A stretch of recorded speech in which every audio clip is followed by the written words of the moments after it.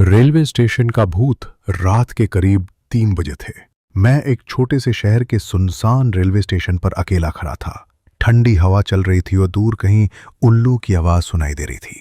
Platform पर कोई नहीं था, बस एक पुराना बल्ब धीमी रोशनी में टिमटिमा रहा था। मेरी ट्रेन आने में अभी भी आधा घंटा बाकी था। मैंने अपनी घड़ी देखी और पास की बेंच पर बैठ गया। स्टेशन की दीवारों पर पुरानी फटी हुए पोस्टर लगे थे और हर तरफ सन्नाटा पसरा था। तभी मेरी नजर प्लेटफॉर्म के आखिरी छोर पर गई।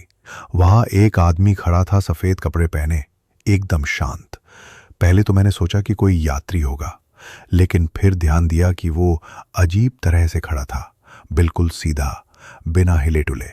उसकी आंखें नहीं दिख रही थी, सिर्फ सफेद कपड़े और एक हल्की सी परछाई।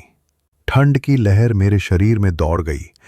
मैंने इधर उधर देखा, शायद कोई और भी वहां हो, लेकिन पूरी जगह वीरान थी। अब मेरी नजरें उसी आदमी पर थीं। वो धीरे धीरे चलने लगा, उसके कदमों की कोई आवाज नहीं आ रही थी। मेरी धड़कन तेज हो गई।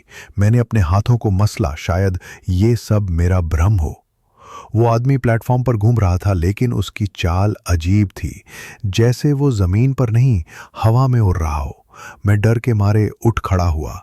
तभी प्लेटफॉर्म के पास लगे एक खंबे से एक बूढ़े चौकीदार ने मुझे देखा।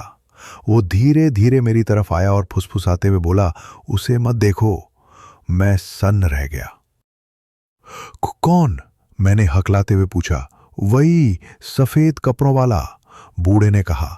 उसका चेहरा डर से सूख चुका था। मेरा दिल जोर जोर से धड़काने लगा। मैंने फिर से उस आदमी की तरफ देखा। अब वो प्लेटफॉर्म के बिल्कुल किनारे पर खड़ा था। ट्रेन आने वाली थी। रेल की पटरियों से हल्की आवाज आने लगी थी। मैंने चौकीदार से पूछा, ये कौन है? वो कांपते हुए बोला, ये हर रात 3 बजे यहाँ आता है, पर जब ट्रेन आती है तो गायब हो जाता है। कोई नहीं जानता कि ये कौन है, लेकिन कई साल पहले यहाँ एक आदमी ट्रेन के नीचे आकर मर गया था, ठीक इस वक्त 3 बजे। मेरे पैरों तले जमीन खिसक गई। मेरी ट्रेन के आने की अनाउंसमेंट होने लगी थी। मैं चाहकर भी हिल नहीं पा रहा था। मेरी नजरें अब भी उस आदमी पर थीं।